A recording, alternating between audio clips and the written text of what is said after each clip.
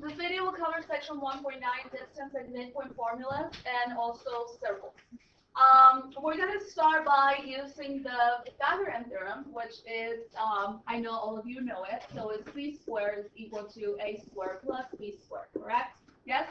And so let's pretend that this is c, and c is equal to 5. Well, let's pretend we don't know what c is equal to. But I will tell you a is equal to 4, and b is equal to 3. Now, if we take that same triangle and place it on top of the Cartesian plane, you will see that the units are here, right? You could count them, but just imagine that you didn't know what those units are. So what we're going to do is find the horizontal distance of that triangle. So we could do that by using the x values of those 2 points. And so if we have something here, here's the number line in green. So if that is -1, and this one is +3, how would you guys calculate the distance? Absolute value. I like that you say that, because it's the difference between the points, but we have to consider the absolute value because absolute value is for distance, and distance is always positive, right? So if we say -1 minus 3, we will just get -4. But since event told us absolute value, we take the absolute value of 4, which is +4. And of course, that's what we had here. Now, considering the y, so here let's say that's the number line vertically represented, and so we're going to take the y values from here to here. So the one on top, that one is equal to 2,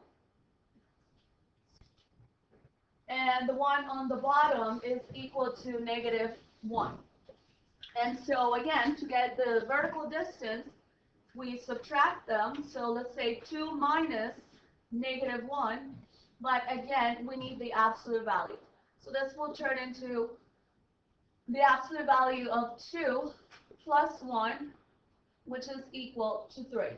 And of course, we already knew it was 3, and if we were counting the squares, we could also tell it was 3, right? However, not all problems are that easy. And so I tell all my students, if you know the Pythagorean theorem, just let's solve for c here. C is equal to the square root of a squared plus b squared. And we already established that 4, which is the a value, was given by calculating the difference of the x values, right? You are not allowed to use formulas on the test. So please do your best to memorize this formula, okay? What I've seen is that sometimes students put a plus here and then a minus here. It's very common, very common. But I would like for you to refer to Pythagorean theorem, right? You have the square root, and there's a plus in between the horizontal and the vertical quantities. And since we don't know what a and b are, that's why we have to get the difference of the x's. That tells us distance.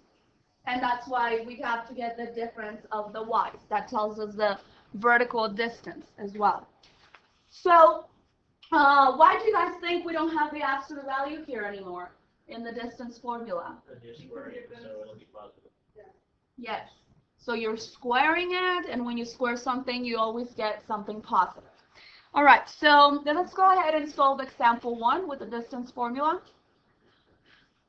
And we're going to find the distance between those points and express the answer in simplified radical form, and then round to decimal places, to 2 decimal places. So we need 2 answers, radical form and decimals, okay? So using the distance formula, I will suggest that every time you use it, you write it down. So it will be the square root of x squared minus, I'm sorry, this is wrong.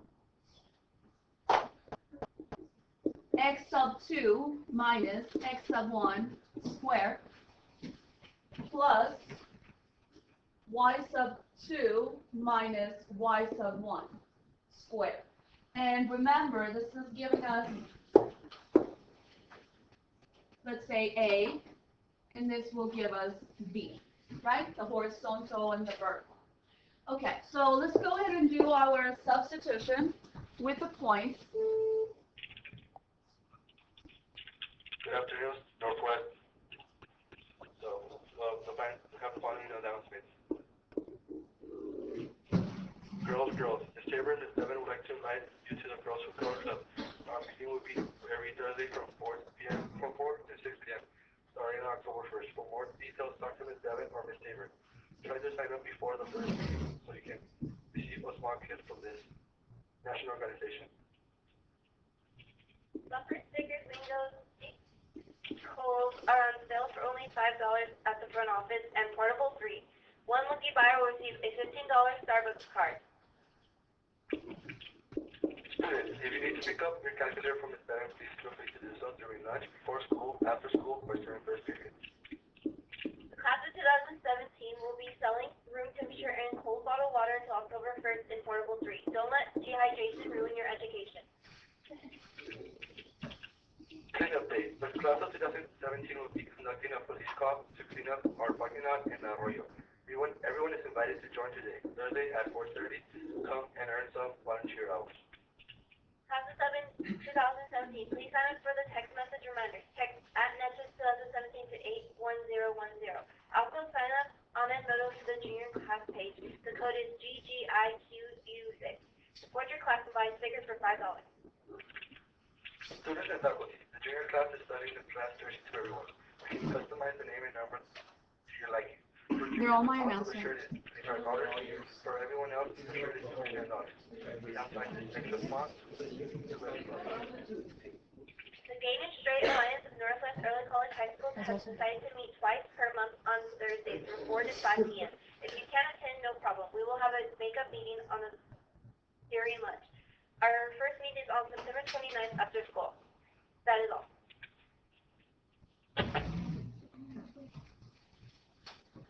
It should be called Miss Bevan's announcement. Those are all yours, right there. Yeah. I like your motto, don't let dehydration. We actually learned that in DC. People get outside like the museums and they're like, don't let dehydration ruin your vacation. Not really. Not really. It's not the same.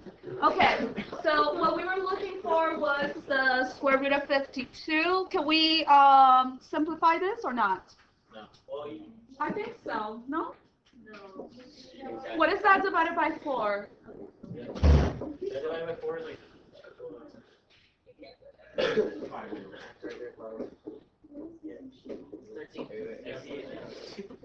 So let's do that. 4 times, I'm not done, 4 times 13.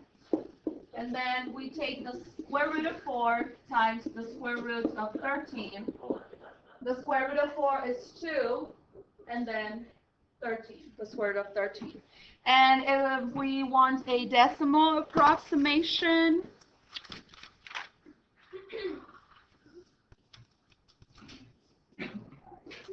that is going to be 7.21 units. Okay? So that is the, we're going to stop here. However, I'm going to finish recording this video, and then that's what you will watch with the substitute. Okay? On Friday. Did you say not to use decimals? Well, that question required for us to do both. Oh, okay. Is there any way for us to get our calculators, like right now? No, because I don't have them yet from Mr. Astoria. So I need to get them. That was for the kids who turned them in last. Oh, actually, a lot of you, I still have your calculators, so that message was kind of directed to you. But as soon as I get them, I'll pass them. Okay? Okay, thank you. Where are you going?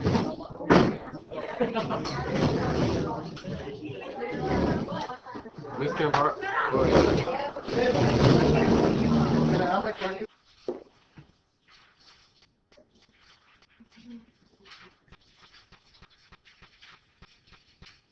Okay, now we're going to find the distance between the points -1, comma, -3, and 2, comma, 3. We're going to be using the distance formula, so remember every time you use it, just write it down, if you have it right in front of you. So that would be the square root of x sub 2 minus x sub 1 squared plus y sub 2 minus y sub 1 and squaring it. So remember, we're talking about something similar to Pythagorean theorem, and that will be the A, this will be the B. In this case, we don't know what A and B equals to, so we have to find it. And the way to find that is by calculating the distance between the x values, so that's why we subtract x2 minus x sub 1, and the distance between the y values. So that's why we do that part, y sub 2 minus y sub 1. So I'm going to make my substitution here, and that will equal to 2 minus -1 squared plus 3 minus -3 squared. From here, I'm going to simplify it a little bit, so this will be 2 plus 1 squared plus 3 plus 3 squared. I'm going to continue on the right side, so that will equal to the square root of 3 squared plus 6 squared. And that will equal to the square root of 9 plus 36. And if we add 9 plus 36, we will get 45.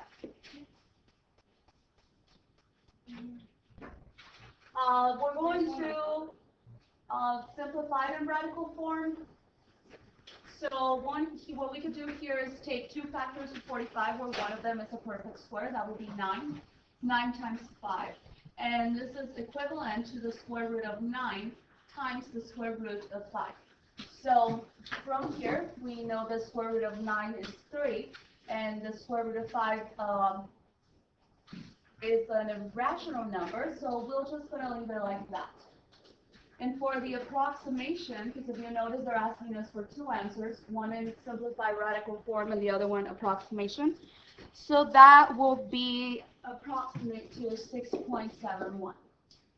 Okay, now we're going to move on to the midpoint formula. This is something that we've been talking about since geometry, algebra 1, algebra 2. And what we do here is we're going to find, remember, if you had 2 exams, you have a 50 and you have a 70, and you want to find your average, you add them and you divide by 2. I think we all know that. So 50 plus 70 is 120, and if we divide that by 2, that will give us 60. So when you think about midpoint, consider that you're taking the average of your x coordinates and you're taking the average of your y coordinates. So we're going to apply the formula and calculate the midpoint between those 2 points. So in this case, we take the x values, 1 plus -8, and divide them by 2. That will give us the x coordinate of the midpoint, and then we do the same with the y value, so it will be -6 plus -4 divided by 2. And of course here I could have just skipped the plus -8 and the plus -4, but that is okay. So we will have 1 minus 8 divided by 2, comma, -6 minus 4 divided by 2. So if we simplify this, we'll have 1 minus 8 that is equal to -7 divided by 2, and the other one will be -10 divided by 2. Now, if you can simplify it. The x coordinate, it is a fraction. We will leave it as a fraction because 7 is not divisible by 2, so we will just say -7/2. And for the y coordinate that is here, that could be simplified into an integer, so -10 divided by 2 is equal to -5. And so that will be the midpoint. Now let's go ahead and plot the midpoint. Let's see if it is true. I have here already the point -8, comma, -4, that is that one here. And we also have the point 1, comma, -6. That one is here. So according to our midpoint, we got -7/2, which is approximately -3.5. And for the y coordinate, we have -5. So let's see if that works. -3.5 and -5. So yes, that works. That is the midpoint. I will leave the checkpoint 2 for you to work on. So we're going to move on to the next slide. And what we have here is the definition of a circle. A circle is the set of all points in a plane that are equidistant. That means same distance from a fixed point called the center. So this is the center, and the fixed distance from the circle center to any point on the circle, that is going to be the radius. So the distance from the center to any point on the circle. And I do have a pretty cool animation, but I'm not going to show it to you today. Maybe next time. So when we talk about circles, we're talking about all those points that when you put them together, that's what forms the circle.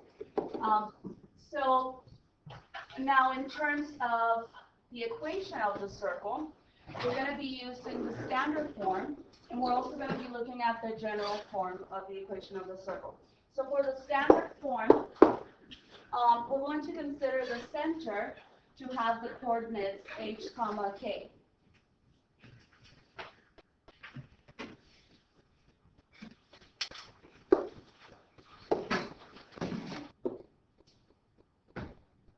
Now that we have looked at the definition of the circle, we're going to use the distance formula to derive the standard form of the equation of the circle.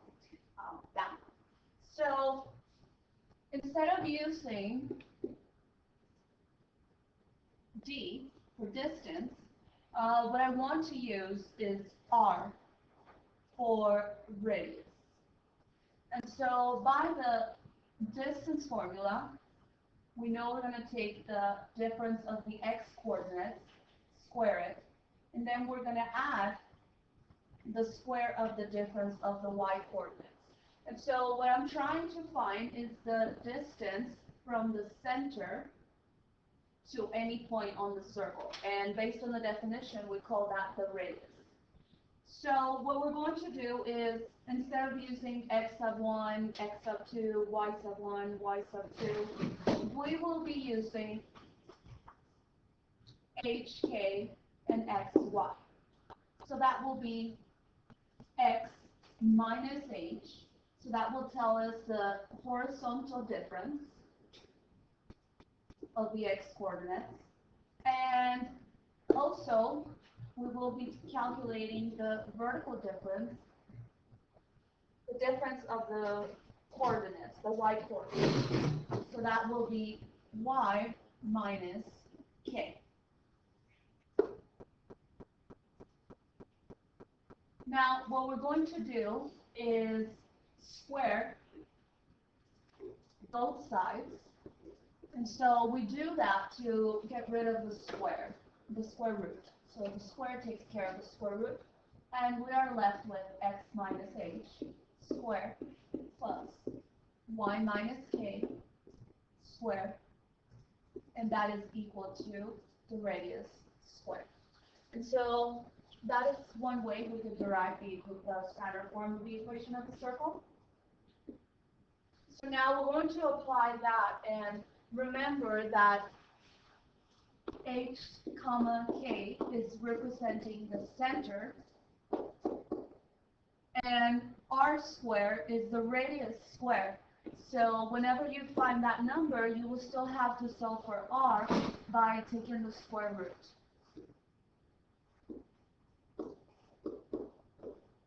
So example 3, it says, write the standard form of the equation of the circle with center at 0, 0. So we know that h, comma, k is going to be at the origin, 0, 0. And we know also that the radius is equal to 2. So we're going to use the standard form of the circle. and make some substitutions. So it will be x minus h, which in this case is 0, squared plus y minus k, which in this case is also 0. We discussed the center is at the origin. We square that, and then based on the standard form of the equation of the circle, we need r squared. We know that r is equal to 2, and we need to square it. Now, once you simplify that, we know that x minus 0 is just x, but we still need to square it. Y minus 0 is just y. We square it. And finally, we square 2 squared, and we all know that is equal to 4. So that will be the standard form of the equation of a circle with the center at 0, 0, and with the radius equal to 2. Now, we're going to do the same thing, but now instead of having the center at the origin, the center is going to be at this point.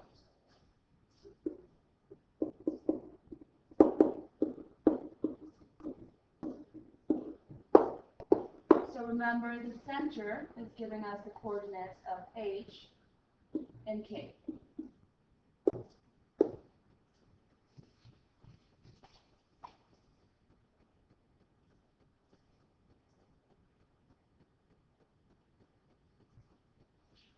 Now we also know that the radius is equal to 4. So based on the formula, x minus h squared plus y minus k squared is equal to r squared. So we make some substitutions, and this will be x minus the value for h, which is -2, square that, and then we will have y minus 3 squared. Now the radius is 4, so 4 squared. And we're going to simplify some things here, so that will be x plus 2 squared plus y minus 3 squared. And that is equal to, 4 squared is equal to 16. So that will be the standard form of the equation of the circle. Now you might be wondering why, if the center is -2, comma, +3, the numbers that you see here are +2 and -3. And so the reason for that is that the standard form of the equation of the circle already comes with that negative sign in between the x and the h, and also between the y and the k. And remember, the reason for that is that we derive the equation of the circle, the standard form, by using the distance formula. And whenever we talk about distance, we get the difference between the two x values, or the difference between the two y values. So let's go to the next and final slide. Now, for this example, we're going to write the center and the radius of the circle with the equation x minus 2 squared plus y plus 4 squared, and that is equal to 9. So I'm just going to write the equation of the circle here, and that is x minus h squared plus y minus k squared, and that is equal to r squared. And so I'm writing that just as a reference to remind you that the equation comes with those two negative signs there. Also, keep in mind that the radius is being squared. So to find what h and k are, 2 will be h, and 4, +4 is not really k. The way we have to look at this problem is as follows. X minus 2 squared plus y minus -4. And let's go ahead and instead of 9, let's go ahead and write 3 squared. So the reason I did that is because remember those two negative signs that I was talking about, they are here and here. So what happens is that the actual value for h is +2, not negative 2. The negative is part of the formula. And the value for k is negative 4. Not positive 4, negative 4. And also from here, we could determine that the radius is equal to 3. So remember how when we look at horizontal shifting, we always say it is counterintuitive. So we could think of the equation of the circle in terms of the center as the same way we look at horizontal shifting. It will be counterintuitive. So just to answer the question, the center will be the point located at positive 2. Remember, the minus is part of the formula, and comma negative 4. And of course, for the radius, we have r equals to 3. So let's go ahead and graph it. That's the next step, graph the equation. And we have the center at 2, negative 4. And the radius is 3. So to graph this, it's pretty easy. We could go 3 units to the right, 3 units to the left from the center, 3 units down from the center, and 3 units up. And all we have to do is connect them. And that looks almost like a circle. Now let's go ahead and answer the questions here. Identify the, well, first of all, is this graph the graph of a function?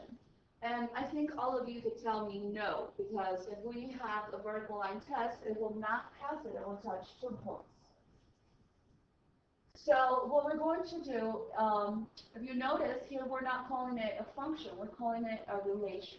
But still, relations, they do have domain and they have range. So let's go ahead and give the domain. Remember, domain is the x value, so you could see that it goes from here to here. So that will be including those numbers from negative 1 to positive 5.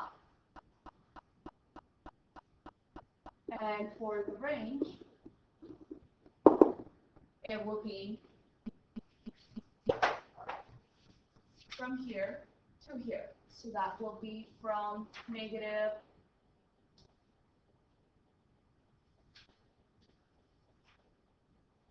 7 included to negative 1.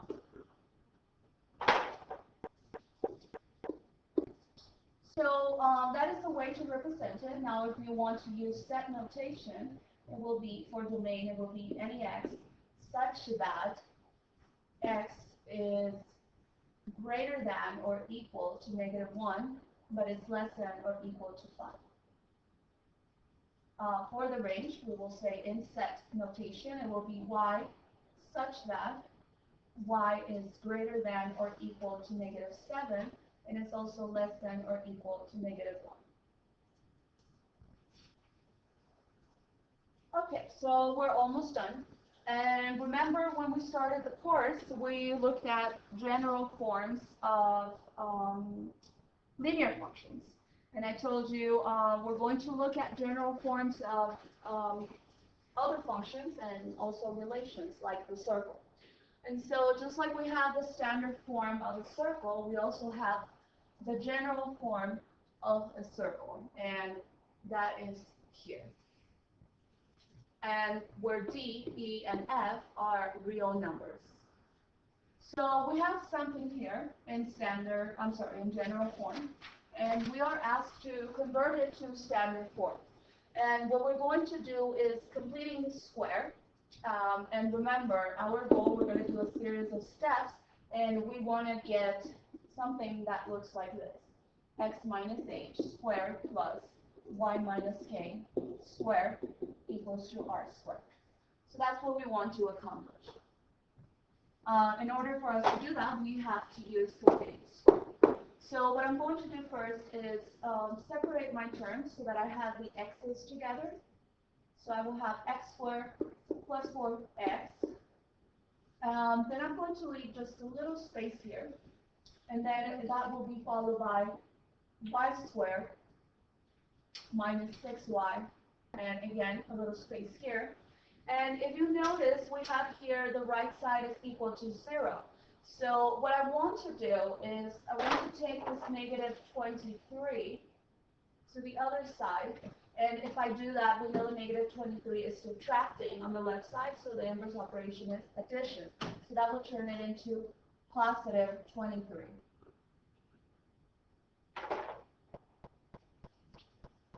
Okay, so now what we're going to do, let me make some space.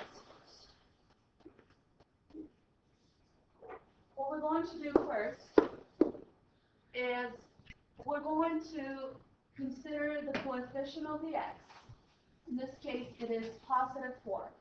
So we're going to add half of that, which is 2, and then we're going to square it. Similarly, we're going to do that with the coefficient of this negative, of the y, which is negative 6. So half of negative 6, it is negative 3, and we're going to square it.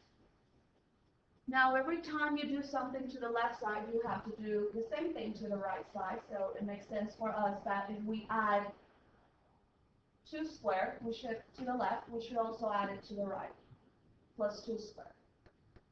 Similarly, we're going to take the negative 3 squared and add it to the right side. Now, let's go ahead and simplify this a little bit. So we'll have x squared plus 4x. We know that 2 squared is equal to 4. And then we have plus y squared minus 6y plus negative 3 squared is 9. Same thing here, 23 plus 4 plus 9. What I'm going to do next is I'm going to group my first 3 terms and my last 3 terms on the left side. And of course, the right side I could combine, add the constants. Now, if you notice, what we have here is a perfect trinomial square, and we have that because we actually force this number to be the square of half of this number. So the way I'm going to factor it is as a binomial square, and that will be x plus 2 squared. So if you notice, what I'm using is the constant that I have here. For the y, the other trinomial, I'm going to factor it as a binomial square, and of course that will be y.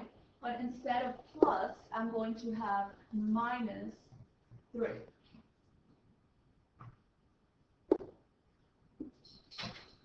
Now if I add my constants, that will be 23 plus 4, that is 27, plus 9, that will equal to 36. And so we have something that it is in standard form, so let's go ahead and find the center. Remember, the center will be counterintuitive, so even though you see a plus 2 here, that means that the coordinates of the center, the x-coordinate, will be negative 2. For the y-coordinate of the center, we will take positive 3. For the radius is not equal to 36 because remember the standard form, they are squaring the radius. So what we're going to do here is take 36 is equal to r squared, and to solve for r, I think we all know we have to take the square root, and in this case we will only take the principal square root, which is the positive one, because we're talking about radius. Radius is distance, and distance is positive. So the radius is equal to 6. Okay, so I'm going to do one more example, that one here. And so I'm going to start with x squared plus 4x. I'm going to just have a little space here. And then we will have plus y squared minus 4y. And then I'm going to take this negative 1 and move it across. Just leave a little space here also, so that will equal to positive 1. Now we're going to be adding something here, and I don't have space here. So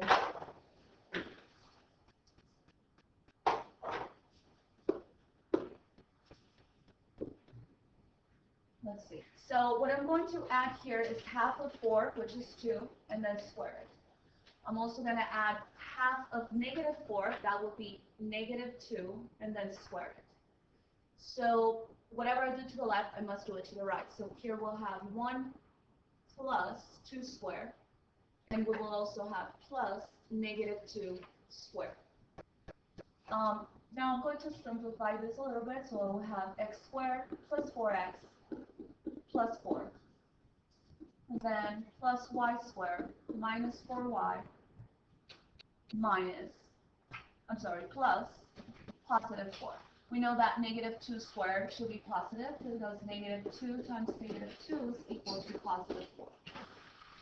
On the right side, I will have 1 plus 4 plus 4.